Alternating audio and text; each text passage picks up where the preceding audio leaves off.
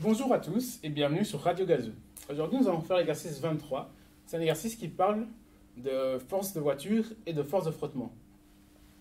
Quel est l'intitulé? C'est qu'on nous donne deux situations. Nous avons une première situation où une voiture se trouve sur une pente, à qu'elle avance à vitesse constante. Et l'exercice nous demande, avec la force que ce moteur nous donne en vitesse sur une pente, à quelle accélération est-ce qu'on aurait sur le sol plat. On va dessiner les deux situations. Première situation, on se trouve sur la pente. Ok. Notre voiture, donc un petit point, les roues, hop, hop, hop, hop. Ceci, c'est notre voiture. Et la deuxième situation, nous sommes sur un truc plat, notre petite voiture. Voilà. Dans les deux cas, on nous parle de la force de notre moteur. Donc c'est la force qui va nous faire avancer. Hop. Ça c'est F. Et cette force-là qui, elle, dans notre première situation, va nous faire avancer à vitesse constante. Donc V est constant.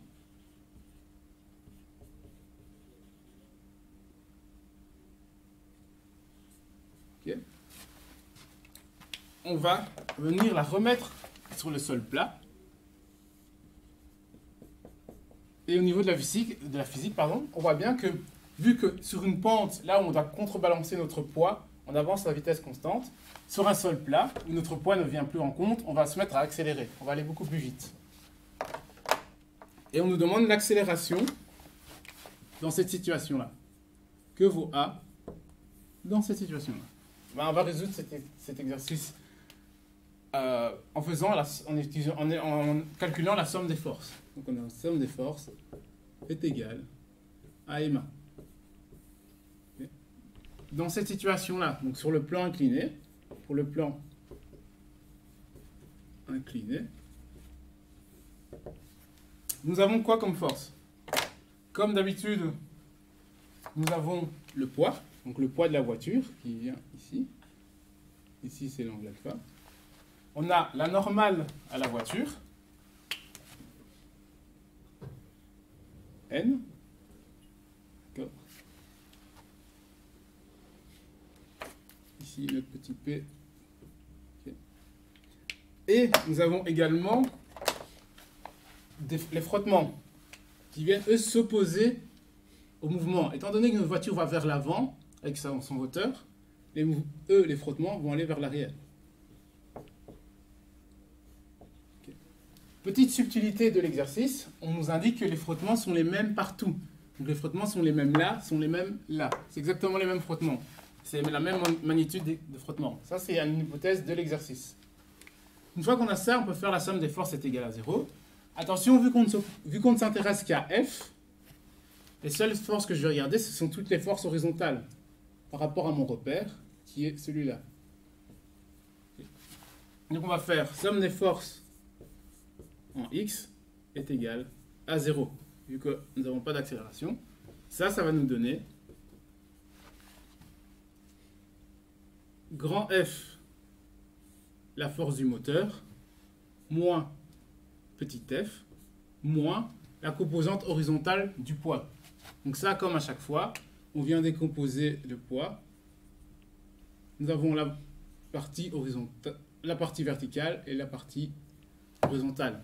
Et on vient chercher notre SOHCAHTOA, et ça va nous donner mg sin alpha est égal à 0. Okay. On isole f pour pouvoir le récupérer pour le plan droit. Ça fait f est égal à mg sin alpha plus f. F étant, le petit f étant les forces de frottement. Maintenant que nous avons l'expression de la force de notre moteur sur le plan incliné, nous allons venir la remettre sur le plan droit. Par la même subtilité, donc en faisant aussi somme des forces est égale à MA.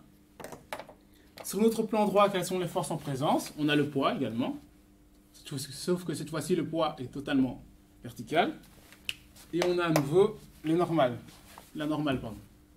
Hop, elle est totalement verticale également. Et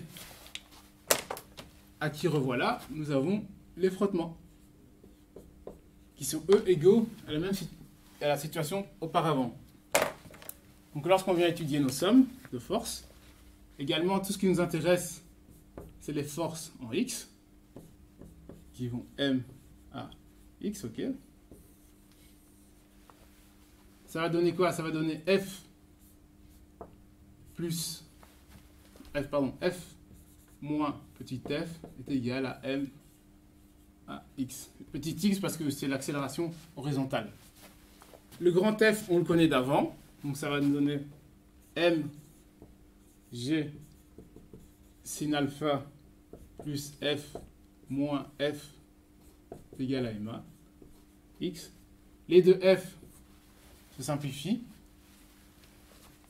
On retombe donc sur M G sin alpha est égal à M à X.